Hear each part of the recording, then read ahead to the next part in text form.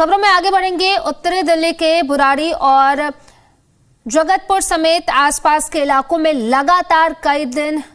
लगातार पड़ने वाले कोहरे और प्रदूषण ने किसानों की मुश्किल बढ़ा दी है। खेतों में खड़ी फसल कोहरे और प्रदूषण से प्रभावित हो रही है। फसल बचाने के लिए किसान अब देसी जुगाड़ अपनाने को मजबूर है।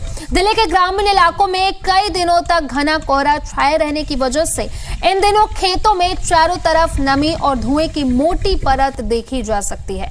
कोहरे के साथ हवा में मौजूद प्रदूषण जब फसलों पर जमता है तो पत्तियों पर काली परत बन जाती है, जिससे फसल की बढ़वार प्रभावित हो जाती है। किसानों की मांग है कि प्रदूषण पर सख्त नियंत्रण किया जाए और नुकसान का मुआवजा भी दिया जाए।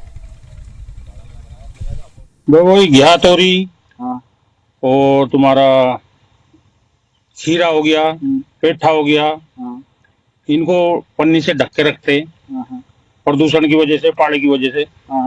और गेहूं, जई, इनमें कोई नुकसान नहीं है, इनके लिए फायदेमंद है। मटर के लिए भी फायदेमंद है। मटर के लिए भी फायदेमंद है। हमारी तो फसल बढ़िया है जिस टाइम। देखिए, आजकल सर्दी के मौसम में ज्यादातर गेहूं की फसल लगाई जाती है। गेहूं, मटर वगैरह ये लगाई जाती है यहाँ। इसमें जितनी सर्दी होगी, जितनी ठंड होगी, उतना उसमें फायदा होगा।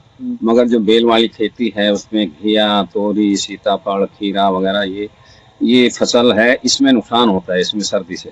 हाँ, इन जो सब बेल वाली जो फसलें हैं उसमें प्रदूषण ओस के साथ बैठता है और पत्तों पे चिपकता है ना, तो उसमें नुकसान पहुंचाता है। अच्छा। लेकिन गेहूं और मटर वगैरह ये उसमें फायदा उठाती है, फायदा होता है।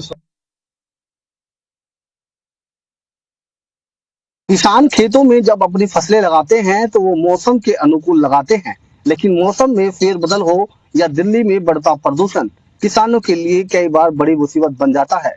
इस बार भी राजधानी दिल्ली में सर्दी के साथ किसानों की चिंताएं बढ़ रही हैं। हालांकि सर्दी के दिनों में किसानों के लिए फसलें काफी फायदेमंद साबित होती हैं, लेकिन यहाँ किसान सर्दी से कुछ ऐसी फसलें हैं जिनको बचाने के लिए पॉलीथीन कैनल बनाए हुए हैं और इनके अंदर बेल वाली फसलें लगाई गई हैं, क्योंकि रात के समय जब ठंड या पाला पड़ता है तो उससे जो फसलें हैं वो प्रभावित हो जाती हैं। लेकिन कहीं ना कहीं अब कोहरे की परत के साथ साथ जो आसमान में स्मोक फैला हुआ है, जो प्रदूषण के कण हैं, वो भी अब जमीन पर फसलों पर गिर रहे हैं और वो फसलों को प्रभावित कर रहे हैं। आप देख सकते हैं यहाँ जो फसलें हैं वो अलग अलग तरीके से लगाई गई हैं, लेकिन इस केस में कुछ फसलें ऐसी हैं जिनके जो पत्ते हैं वो बेकार हो गए हैं, फसलों के अंदर छेद हो रहे हैं। किसानों का दावा है कि जब आसमान से रात के समय ओस गिरती है और पत्तों पर बैठती है तो जो पोल्यूशन लेवल है आसमान में, जो एक कोहरे के साथ स्मोक की परत बनी हुई है, वो भी साफ होती है और सीधी फसलों को प्रभावित करती है। हालांकि किसान सर्दी के मौसम में कई प्रकार की फसलें ऐसी लगाते हैं जिससे उन्हें काफी फायदा हो, जिन्हें बचाने के लिए पॉलीथीन का इस्तेमाल भी किया जाता है। लेकिन कुछ फसलें ऐसी होती हैं जो खुले आसमान के नीचे ही होती हैं और जिन्हें बचाने के लिए किसान कई तरह की जद्दोजहद तो करते हैं, लेकिन फसल नहीं बच पाती है।